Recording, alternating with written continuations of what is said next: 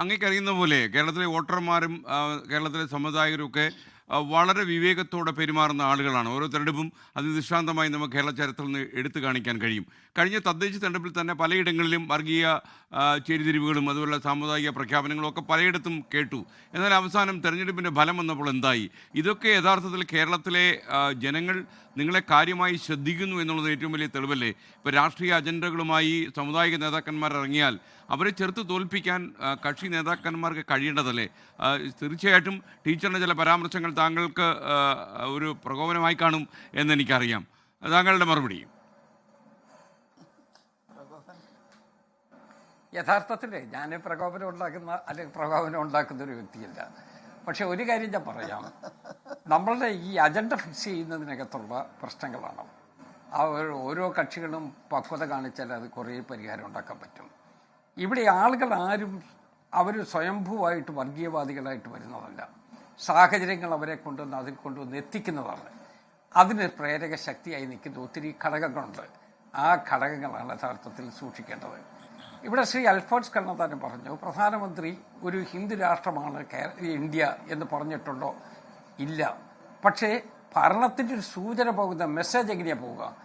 ഇപ്പോൾ മണിപ്പൂരിൽ കലാപം, ആ കലാപം തീർക്കുന്നതിന് വേണ്ടി എന്തെങ്കിലും നടപടിയെടുത്തോ?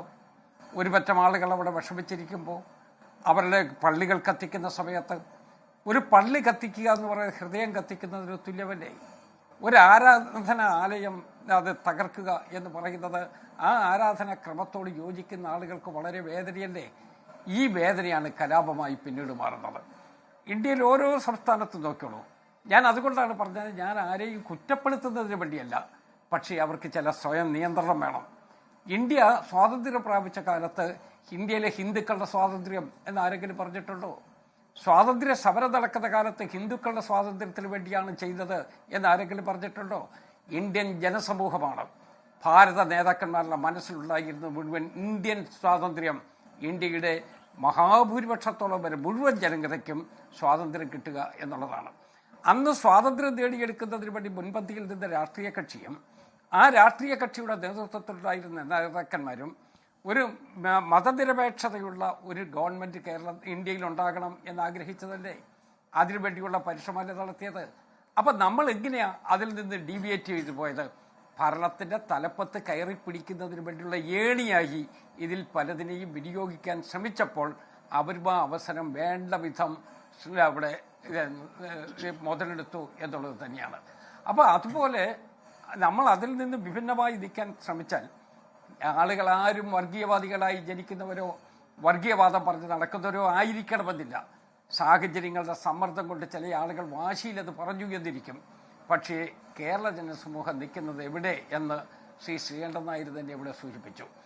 നമ്മുടെ തദ്ദേശ സ്വയംഭരണ സ്ഥാപനങ്ങളുടെ തെരഞ്ഞെടുപ്പ് നടന്നല്ലോ, വാശിയേറിയ വർഗീയ പ്രചരണം നടത്തിയ ചില ആളുകളെങ്കിലും ഉണ്ടല്ലോ. എല്ലാവരും ഞാൻ പറയുന്നില്ലേ, ചില ആളുകളെങ്കിലും ഉണ്ടല്ലോ. എന്തുകൊണ്ടാണ് അവർക്ക് അവിടെ കച്ചുതൊടാൻ കഴിയാതെ പോയത്? എന്തുകൊണ്ടാണ് അവർക്ക് മുന്നോട്ട് പോകാൻ പറ്റാതെ വന്നത്? അത് ഇന്ത്യയിലെ സാമാന്യ ജനങ്ങളുടെ മനസ്സ് വർഗീയതയ്ക്കെതിരാണ്. കേരളത്തിൽ അത് പ്രത്യേകിച്ചുമാണ്. ആ വർഗീയവാദം കൊണ്ടുകൂടി കുറച്ചുകൂടി ഒരു പടിയെങ്കിലും മുന്നോട്ട് കയറാൻ പറ്റുമോ എന്നുള്ള ശ്രമം ആരെങ്കിലും നടത്തിയാൽ അവരെ നിരുത്സാഹപ്പെടുത്തുവാനുള്ള ഒരു കോമൺ ചിന്ത സാമാന്യ ജനങ്ങളിൽ ഉണ്ടാകണം എന്നുള്ളതാണ് എൻ്റെ അഭ്യർത്ഥന. എനിക്ക് ശ്രീ കമാൽ പാഷ, അദ്ദേഹത്തെ എനിക്ക് വലിയ ബഹുമാനമുള്ള ആളാണ്. അദ്ദേഹം ശ്രീ ശൈലജ ടീച്ചറും ഞാനും പറയാൻ ഭയപ്പാടായതുകൊണ്ട് പറഞ്ഞില്ല എന്നൊരു ആക്ഷേപം പറഞ്ഞു. ഭയപ്പാടിൻ്റെ പ്രശ്നമല്ല, പ്രായോഗിക രാഷ്ട്രീയത്തിൻ്റെ പ്രശ്നവുമല്ല. നമ്മൾക്ക് സമൂഹത്തെ കലക്കുന്നതല്ല നമ്മുടെ നടപടി, സമൂഹത്തെ കോർത്തിണക്കി നിർത്തുന്നതാണ്. ആരെയെങ്കിലും വ്യക്തിപരമായി ആക്ഷേപിച്ചോ അവരെ ഫൽസിച്ചോ അവരെ ചവിട്ടിത്തൂത്തോ മുന്നോട്ട് പോകുന്നതല്ല ജനാധിപത്യം എന്ന് ഞാൻ വിശ്വസിക്കുകയാണ്. ഞാൻ വിശ്വസിക്കുന്ന ജനാധിപത്യത്തിൽ എല്ലാവർക്കും ഒരു റോളുണ്ട്. ആ റോള് ഭംഗിയായി പോകണമെന്നൊരിക്കൽ നിശ്ചയമായും നമ്മുടെ നാട്ടിൽ ഈ വർഗീയ വിദ്വേഷം കുത്തിച്ചെലുത്തുന്ന ആളുകളും വർഗീയത കൊണ്ടുവന്ന് ജനങ്ങളെ വേർതിരിക്കുന്ന ശക്തികളും അവരുടെ പ്രവർത്തനങ്ങൾ കുറെ നിയന്ത്രിച്ചേ മതിയാകൂ എന്ന് തന്നെയാണ് എൻ്റെ അഭിപ്രായം. ലോകത്തെവിടെയായാലും ഏത് സമയത്തും 24 വാർത്തകളും ഓഗ്മെന്റഡ് റിയാലിറ്റി പാക്കേജുകളും എക്സ്പ്ലെയിനറുകളും വിശദമായി കാണാൻ ഞങ്ങളുടെ യൂട്യൂബ് ചാനൽ നിങ്ങൾക്ക് സബ്സ്ക്രൈബ് ചെയ്യാം.